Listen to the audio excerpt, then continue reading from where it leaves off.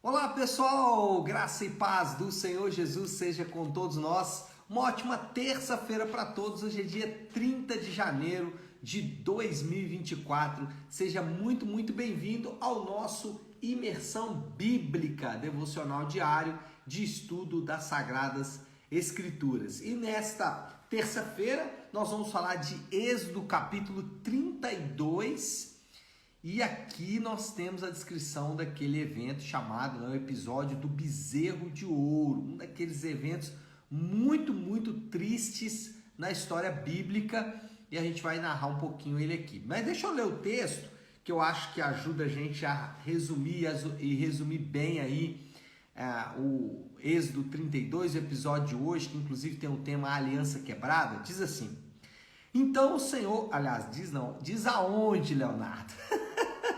Êxodo 32, do 7 ao 8. Então, Êxodo 32, 7 e 8 diz assim: então o Senhor disse a Moisés: desça, porque o seu povo que você tirou do Egito se corrompeu. Muito depressa se desviaram daquilo que lhe ordenei e fizeram um ídolo em forma de bezerro. Curvaram-se diante dele, ofereceram-lhe sacrifícios e disseram: ó Israel, esses são os seus deuses que tiraram vocês do Egito. Impressionante isso, né, gente? Bom, vamos entender aqui como que está aqui a construção do livro do Êxodo. Nós temos agora um novo bloco. Esse novo bloco é um bloquinho mais curto, ali é uma parte mais curta. E ele vai narrar tanto a quebra como o restabelecimento da aliança. O bezerro de ouro, que é esse episódio que a gente leu hoje, levanta questões acerca do futuro da nação. Por quê? Porque será que agora Deus pode continuar confiando neles, sendo que eles deixaram o Senhor de uma maneira muito simples? Bom, as respostas serão dadas aí nos próximos capítulos. A gente sabe, né, porque a gente já conhece o fim da história, que Deus vai continuar confiando em Israel, mas eles vão continuar pecando e traindo a confiança do Senhor. Alguns pontos aqui para fazer uma espécie de panorama do capítulo. A primeira coisa aqui é que a narrativa ela é um dos episódios mais tristes da história de Israel. Dois pontos aqui é que, primeiro, a gente muda um pouquinho o estilo literário. Então, até o capítulo anterior, a gente estava tratando de leis. Então, a maneira como interpretamos as leis são diferentes, ou é diferente da maneira como interpretamos os textos narrativos. E agora a gente tem, então, um texto narrativo. E esse é um daqueles textos muito tristes, porque vai ser lembrado ao longo de toda a história. No Novo Testamento é muito lembrado, Paulo faz isso em 1 Coríntios capítulo 10, os Salmos, né, com frequência vão se lembrar desse episódio, que de fato é um dos episódios mais tristes aí da história de Israel. A fundição do bezerro de ouro, ele viola os dois primeiros mandamentos. Então ele viola o mandamento de não adorar outros deuses e o mandamento de não fazer imagens. Então nós temos os dois primeiros mandamentos sendo aqui violados pela nação de Israel. Arão, ele parece ali querer legitimar o culto. Arão faz esse bezerro e depois diz: esse culto será dedicado ao Senhor. Ou seja, ele tenta meio que legitimar o que está fazendo. É o que a gente chama de sincretismo religioso. O que é isso? É você pegar práticas pagãs, dar o nome de práticas cristãs e achar que porque você deu o nome daquela prática que é pagã, isso legitimou aquela prática. Não, não é verdade. A maneira como Deus é adorado deve ser feita pela maneira de Deus e não da maneira como nós achamos melhor. Então, pessoas que dizem que estão fazendo algo em nome de Deus, mas isso não está prescrito nas Escrituras, na verdade, isso foi retirado de alguma prática pagã, de algum culto pagão, isso deve ser peremptoriamente rejeitado. Nós não devemos aceitar. Isso tem? Tem. Isso existe? Existe. E existe com muita frequência. O cristianismo mais antigo, né, tinha essa era uma prática muito comum aí no Brasil. Vou refazer minha fala aqui, né? O cristianismo primordial do Brasil nos séculos passados tinha muito essa prática de aliar a prática do cristianismo com outras religiões. Então, isso não é aceito por Deus. O que Deus faz, então, é rejeitar Israel, né? O texto que lemos aqui para iniciar o nosso devocional, quando Deus diz: Moisés, o teu povo fez isso, o que Deus está fazendo ali é rejeitando Israel, está dizendo para Moisés que o povo não é dele mais, que o povo é só de Moisés. Moisés busca a Deus e defende os israelitas, se colocando como mediador. Moisés, ele levanta aqui nos versículos 11 até o 14 diversos argumentos em defesa dos israelitas. Claro que no fundo Moisés está defendendo o próprio Deus, né? Ele fala aqui como que os egípcios vão se referir ao Senhor se o Senhor eliminar os israelitas. Então Moisés tem uma preocupação sim com o Senhor ali. Então Moisés levanta diversos argumentos para tentar dissuadir Deus, né, para tentar já buscar um argumento a favor do povo de Israel. Deus parece que de certa forma ouviu o que Moisés disse. No versículo 14, o versículo diz assim: sucedeu que o Senhor arrependeu-se do mal que ameaçara trazer sobre o seu povo. E aqui é importante pensar um pouco sobre essa expressão arrependeu-se, porque a própria Bíblia diz que Deus, ele não é homem para que minta, nem filho do homem para que se arrependa. Tiago também diz que Deus não pode mentir, ou seja, Deus não pode fazer algo que é contra a sua natureza ou o seu caráter. Mas aqui parece que Deus se arrependeu. A questão aqui é a utilização do termo. O termo usado aqui e traduzido para o português como arrependeu-se é um termo que tem muito mais a ver com ter compaixão do que com voltar atrás, como é o termo arrepender-se. E tem uma outra questão aqui, que é a utilização de expressões ou a utilização de linguagem, na verdade, antropomórfica. O que é isso? A utilização de termos que são humanos para descrever Deus.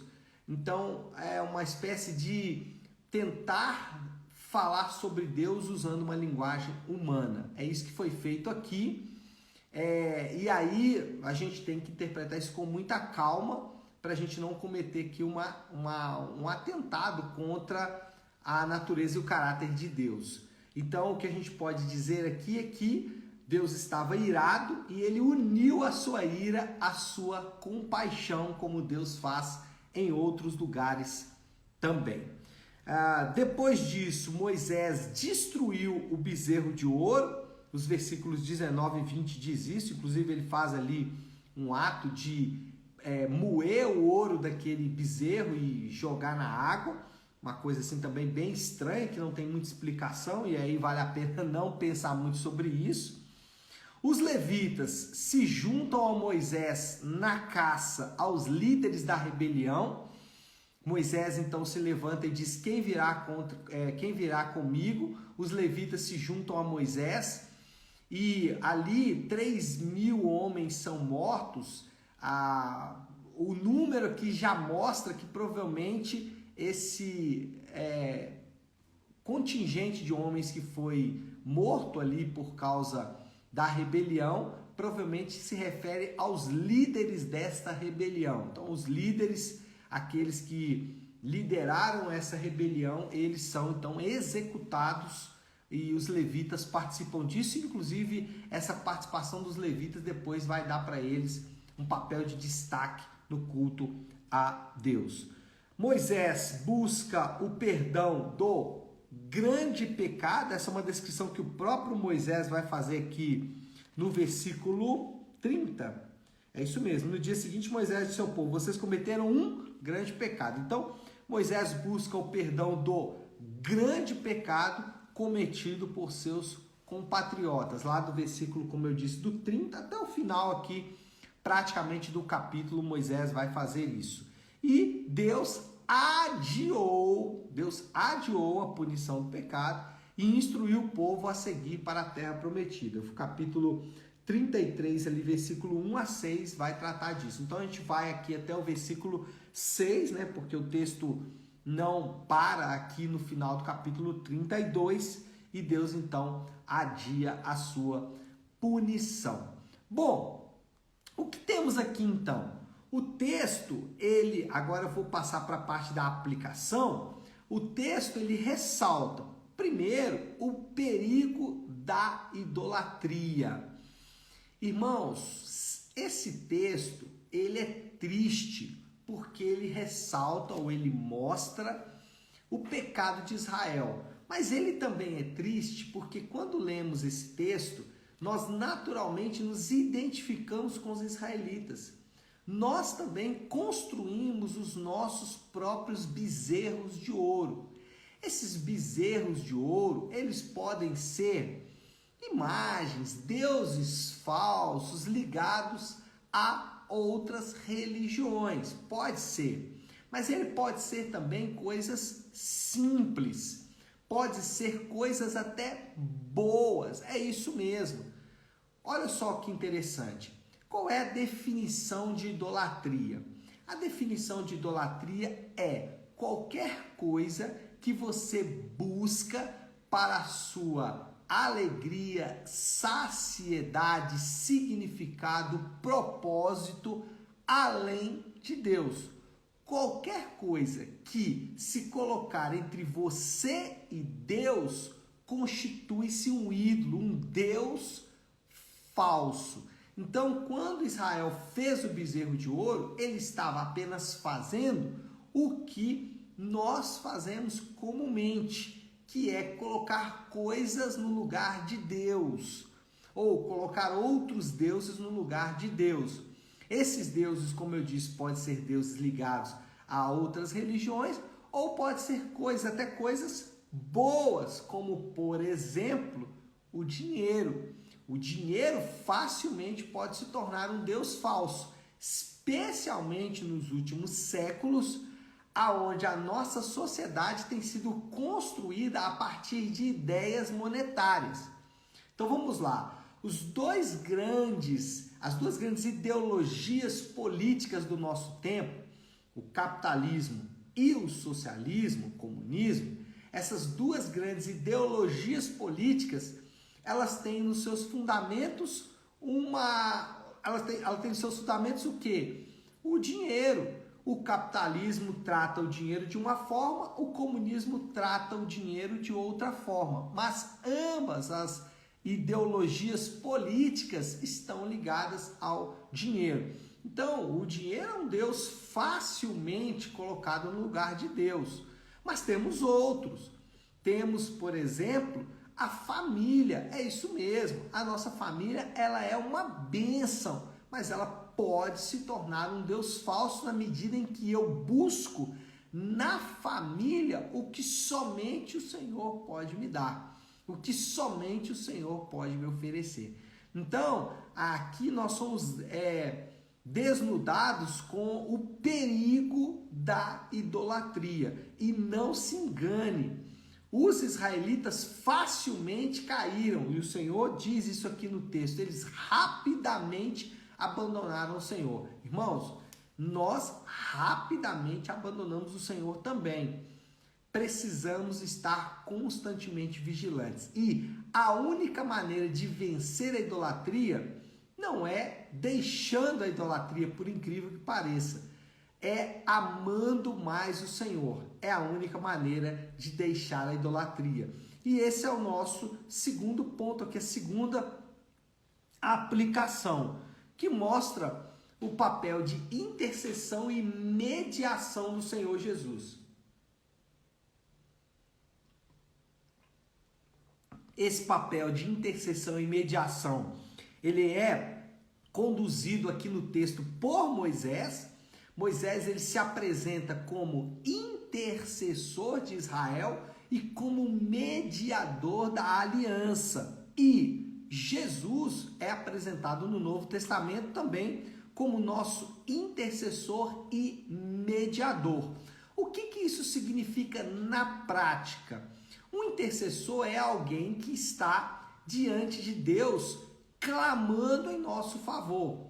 Então você pode clamar ao Senhor Jesus e pedir a Ele que te ajude nas suas próprias dificuldades, inclusive quando você está ou quando a idolatria se manifesta na minha e na sua vida. Então nós podemos clamar a Deus, por quê? Porque nós temos um intercessor constante diante dele. E o mediador é aquele em que nós podemos confiar, aquele em que nós podemos colocar a nossa confiança.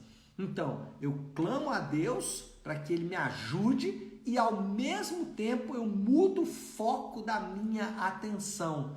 Eu tiro a minha atenção do Deus falso e eu coloco a minha atenção naquele que é o mediador da aliança. E finalmente, o versículo 32 nos dá aqui talvez a maior figura de Moisés nesse texto todo. Ele diz assim, Êxodo 32, fala assim: mas agora eu te rogo, perdoa-lhes o pecado, senão risca-me do teu livro que escreveste. Moisés fala, Senhor, ou o Senhor perdoa o seu povo, né? O Senhor perdoa esse povo, ou então o Senhor pode inclusive me riscar do seu livro. Olha só que atitude maravilhosa de Moisés. Só que Moisés não precisou ser riscado do livro de Deus.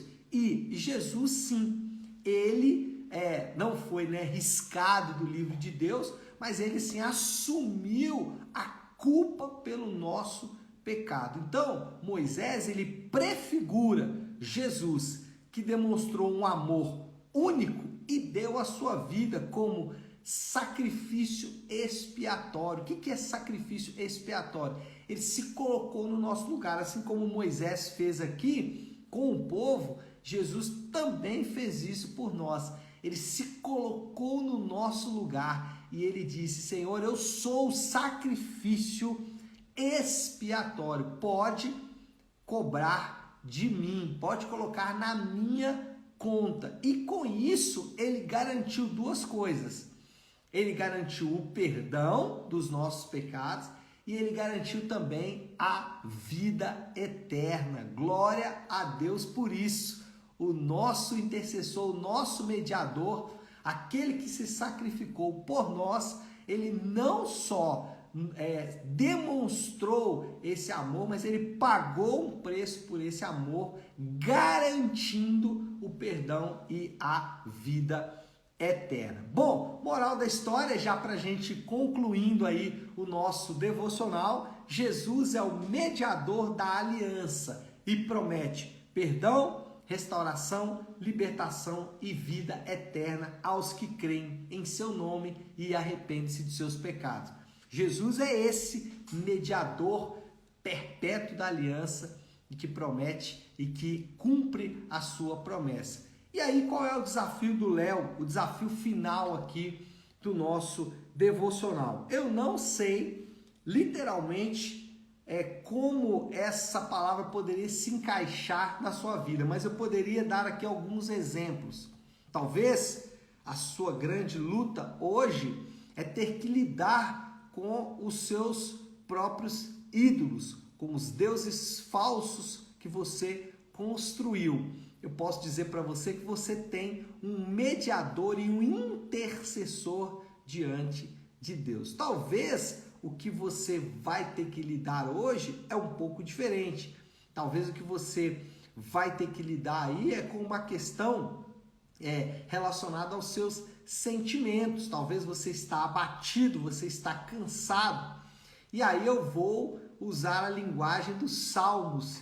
Por que você está abatido se você tem tão grande intercessor e mediador? Não faz muito sentido estarmos abatidos quando nós temos alguém que fala como Moisés em nosso favor. Pode perdoá-lo ou então risca o meu nome do teu livro. Essa mensagem, ela aquece o nosso coração nessa manhã. Eu espero que ela tenha aquecido o seu coração como aqueceu o meu.